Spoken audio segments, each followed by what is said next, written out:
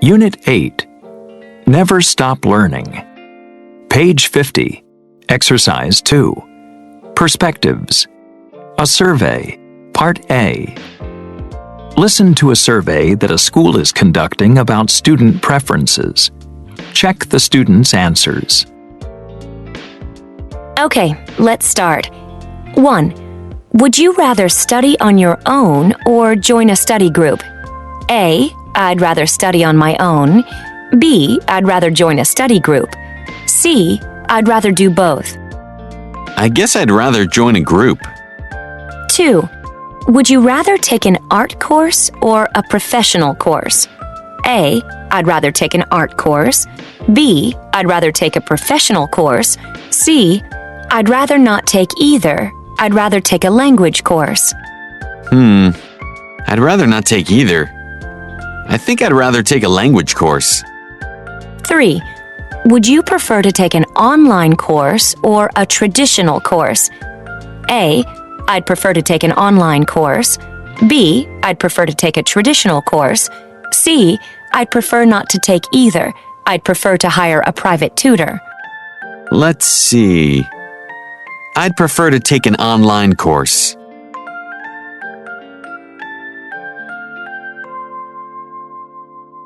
Page 51. Exercise 3. Pronunciation. Intonation in questions of choice. Listen and practice. Notice the intonation in questions of choice. Would you prefer to study online or at a school?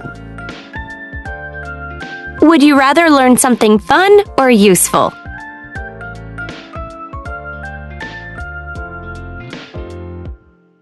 Page 51. Exercise 4. Grammar focus. Would rather and would prefer. Would rather takes the base form of the verb. Would prefer usually takes an infinitive. Both are followed by not in the negative. Would you rather take an art course or a professional course? I'd rather take an art course. I'd rather not take either. I'd rather take a language course than study art. Would you prefer to take an online course or a traditional course? I'd prefer to take an online course. I'd prefer not to take either. Let's join a study group. I'd rather not join a group. I'd rather not. I'd prefer not to join a group. I'd prefer not to.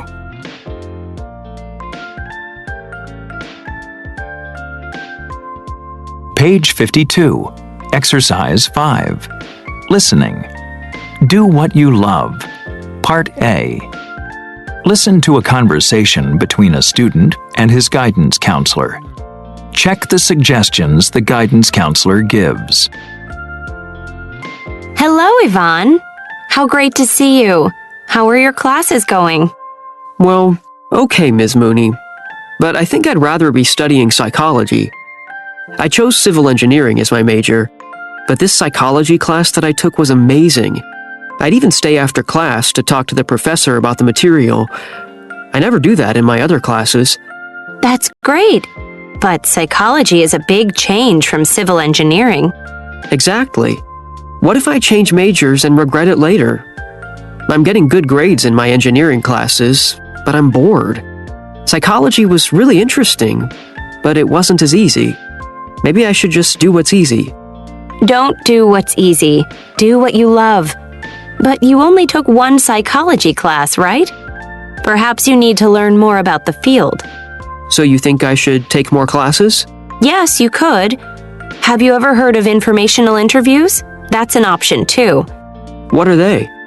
You find people with jobs in the fields you're interested in and sit down with them and ask them about their work. You know, The day-to-day stuff, what they like, what they don't like, how many years they had to study.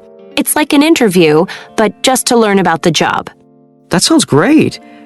So I could talk with a civil engineer and a psychologist? Sure, and you could even shadow some of these professionals. Shadow them? Job shadowing is when you follow someone around at their job and experience it from their perspective. Think of it like an internship, but you're only watching. You can shadow someone for a few hours or several times if you'd prefer. You know, before I became a guidance counselor, I was a banker. You were a banker, Ms. Mooney? Yes, for 10 years. But after doing some volunteer work with finance students, I realized I'd rather help people than crunch numbers. So I did informational interviews and job shadowing, and here I am. And I love being a guidance counselor. So, what do you say? Shall we find some professionals you can talk to? Yes, please. I need all the information I can get.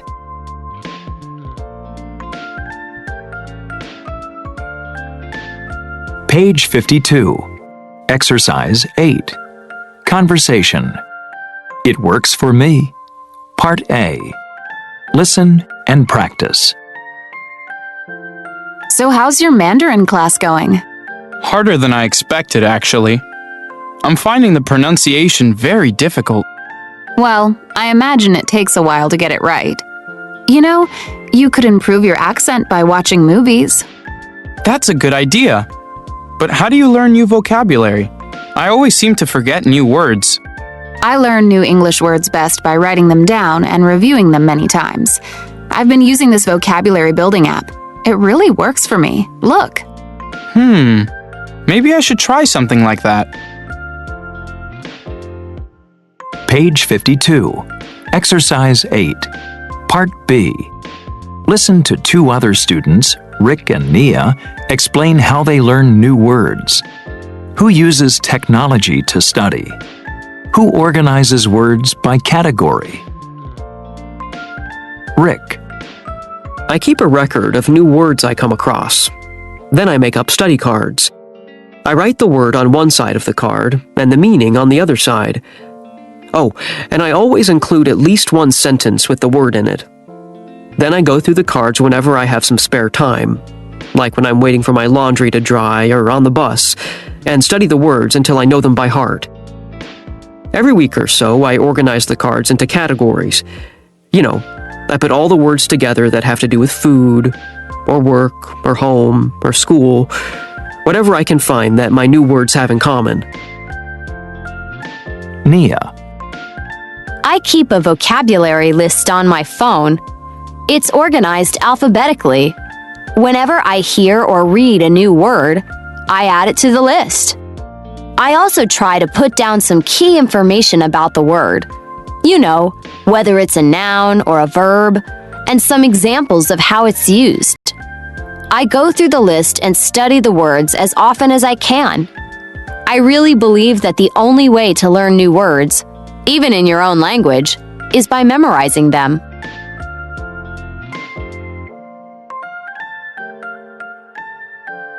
Page 53. Exercise 9. Grammar focus. By plus gerund to describe how to do things. You could improve your accent by watching movies. I learn new words best by writing them down and reviewing them many times. The best way to learn slang is not by watching the news, but by watching TV series.